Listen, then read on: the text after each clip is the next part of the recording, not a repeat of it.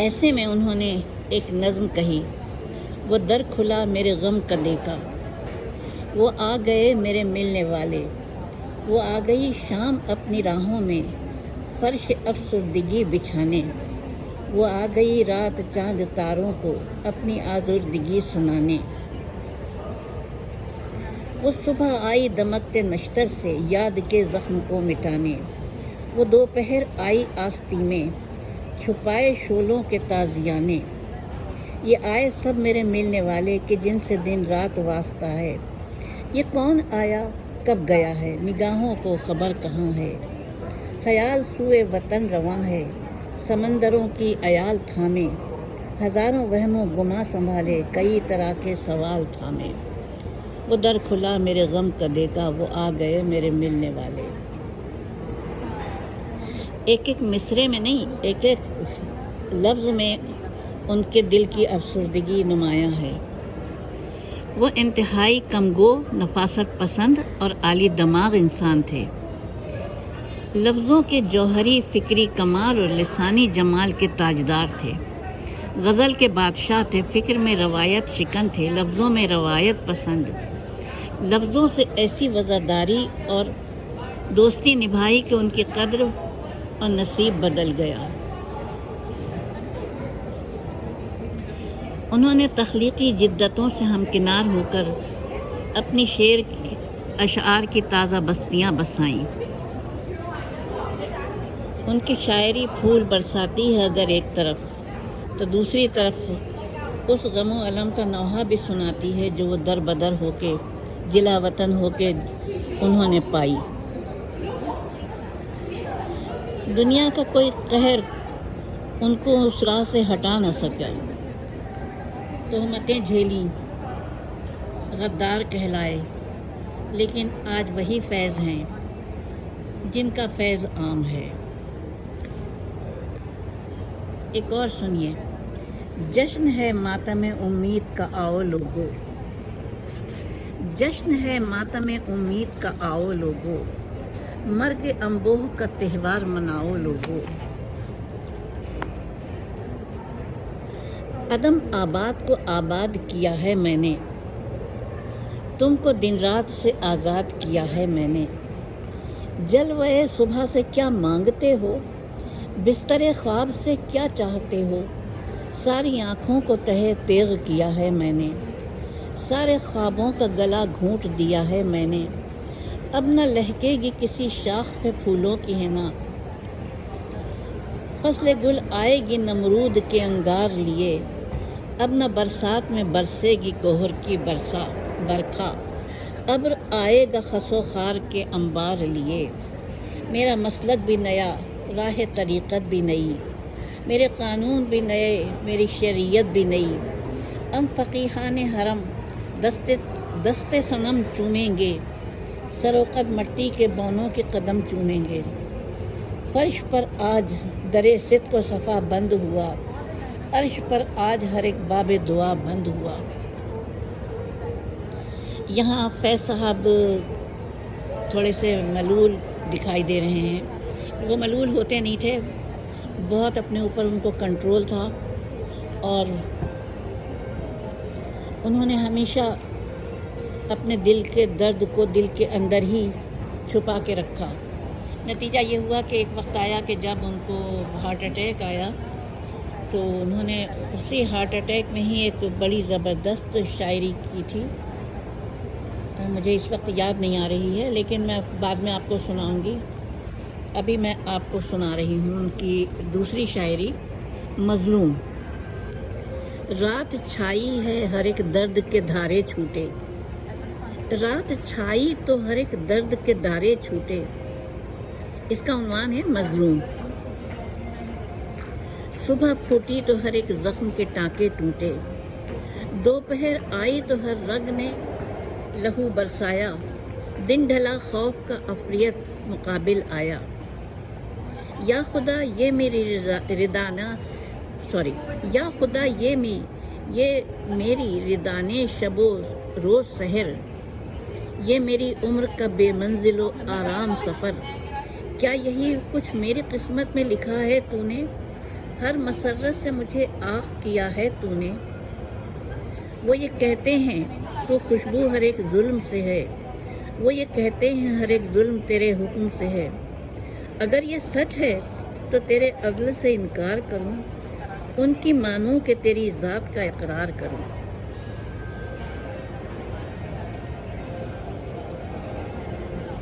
ایک اور جگہ کہہ رہے ہیں، اس کا عنوان ہے ندائے غیب.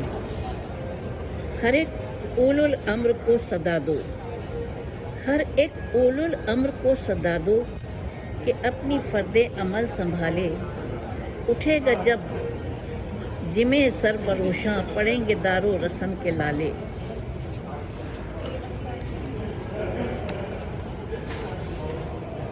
کوئی نہ ہوگا کہ جو بچا لے، سزا جزا سب یہیں پہ ہوگی. یہیں عذاب و ثواب ہوگا، یہیں سے اٹھے گا شور محشر. یہیں روز حساب ہوگا، یہیں پہ روز حساب ہوگا.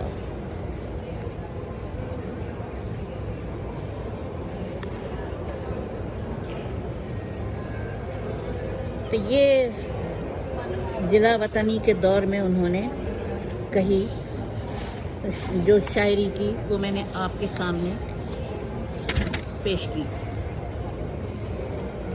اور پھر وہ الجزائر چلے گئے تھے، لیکن بڑے مختصر دورے کے بعد واپس آ گئے. اور آ کے انہوں نے تسلیم الہی زلفی سے کہا کہ مجھے یہاں پر وہ دکھاؤ، یہاں کے کھنڈرات بالبک کے. بالبک کو سورج کا شہر بھی کہا جاتا ہے. یہ سطح سمندر سے 3000 فٹ کی بلندی پر واقع وادی بقا میں واقع ہے. بالبک کے کھنڈرات اپنے دامن میں عہد روما کی تعمیرات سے دنیا کی عظیم ترین اور نہایت بہتر حالت میں محفوظ قوی ہیکل تعمیراتی ڈھانچہ لیے ہوئے ہیں، جو رومن کے بلند ترین ستونوں والے کمپلیکس کے جیسے ہیں، جہاں رومن دیوتاؤں کی عبادت کی جاتی تھی. ان جگہوں کو دیکھنے کے دوران جب ہم لوگ معبود عطارد کے کھنڈرات میں داخل ہوئے تو اس وقت تک فیض صاحب بہت تھک چکے تھے، لہٰذا ہم نے اپنے کندھے پر لٹکے سفری بیگ سے ان کی تواضع کی اور فیض صاحب وہیں چبوترے پر بیٹھ گئے.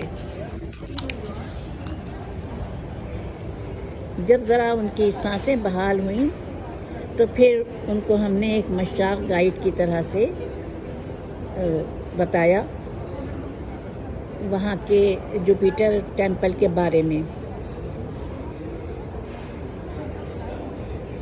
کہ اصل میں اس معبود کے 54 ستون تھے اور یہ معبود 3000 سال قبل مسیح میں تعمیر کیا گیا تھا. فیض صاحب بہت حیران ہو رہے تھے اور بہت اس سے سن رہے تھے محویت سے، لیکن اب دن ڈھل چکا تھا، لہٰذا ہم نے پھر رخت سفر باندھا گھر کی جانب. اور پھر ہم گھر وہ اپنے گھر ان کو اتارا اور ہم اپنے گھر کی جانب چلے گئے.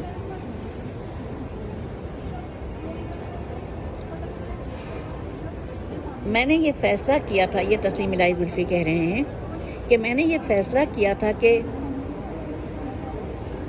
میں بیروت جانے کے بعد اپنی گاڑی اور اپنی ذاتی استعمال کی چیزیں بحری جہاز سے روانہ کر دوں گا تاکہ وہاں گھومنے پھرنے کی سہولت رہے. اور یہی ہوا تھا کہ جب میری گاڑی آ گئی تھی وہاں سے تو سعودی عرب سے بیروت، تو مجھے کافی سہولت ہو گئی تھی اور میں اپنی گاڑی میں انہیں لے کے نکل کھڑا ہوتا تھا. ہماری اگلی منزل تھی گھومنے پھرنے کے لیے، کچھ ایسی تھی، لیکن پھر جب میں گھر سے نکلا ان کو لے کے تو پھر میں نے مسجد العمیری دکھانے کا فیصلہ کیا. مسلم ممالک کے بادشاہوں نے مصر، شام اور لبنان کے کچھ حصوں پر 11ویں صدی سے 13ویں صدی تک حکمرانی کی۔ اس دوران بیروت کو شرق اوسط اور یورپ کے درمیان تجارتی سطح پر مرکزی حیثیت حاصل ہوئی، جس کے سبب لبنان کو معاشی، تجارتی، علمی، تہذیبی، ثقافتی اور معاشرتی عروج حاصل ہوا۔ اسی دور میں اسلامی طرز تعمیر کی عکاس لاتعداد عمارتیں تعمیر کی گئیں، مساجد تعمیر کی گئیں، مقابر تعمیر کیے گئے۔ مساجد میں سب سے نمایاں مسجد جو نظر آتی ہے وہ مسجد العمیر ہے، جو الحمرا میں شارع ہلو اور شارع پیرس کے سنگم پر واقع ہے، اور ہم اسی عظیم الشان مسجد کی زیارت کے لیے جا رہے تھے۔ مسجد کی تعمیر بیروت شہر کے اطراف میں پھیلے ہوئے سفید اور سلیٹی پہاڑوں سے سلیں تراش کر کی گئی۔ جس آرکیٹیکٹ نے اسے ڈیزائن کیا ہے، اس نے اس کی ڈیزائننگ اور ڈیکوریشن میں اعلیٰ فنی مہارت کا مظاہرہ کیا ہے۔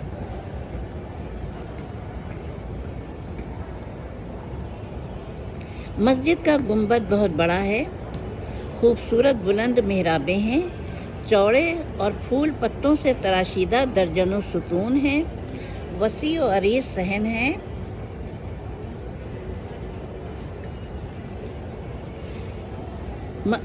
غرض یہ کہ مسجد العمیری کا شمار دنیا کی عالیشان مساجد میں سے ایک مسجد میں ہوتا ہے۔ فیض صاحب تو اس مسجد میں داخل ہو کر مبہوت سے رہ گئے۔ انہوں نے ایک ایک ستون، ایک ایک دیوار اور تراش خراش کو بغور دیکھا اور اس کے تعمیری حسن سے بہت متاثر ہوئے۔ فیض صاحب کے متعلق ہم نے کہیں پڑھا تھا کہ وہ مذہبی انتہا پسند ہیں، لیکن جب میں ان کے قریب رہا اور میں نے دیکھا، ان کو سمجھا، پھر ایک دن پوچھا کہ آپ کا مذہب کیا ہے؟ ان کا جواب تھا، میرا مذہب وہی ہے جو مولانا رومی کا تھا۔ اب یہ بتا دوں کہ مولانا روم جو تھے وہ تصوف کی جانب مائل تھے، اور ان کی صوفیانہ شاعری اور ان کی جو وہ تھے مربی تھے، کیا نام تھا ان کا، شمس تبریزی، جنہوں نے 3000 اشعار مولا علی کی شان میں کہے۔ جو شخص ایسا وہ ہوگا، وہ اس کا مذہب کیا ہوگا؟ میں نے پوچھا مولانا رومی کا کیا مذہب تھا؟ فیض نے کہا ان کا مذہب وہی تھا جو میرا تھا، جو میرا ہے۔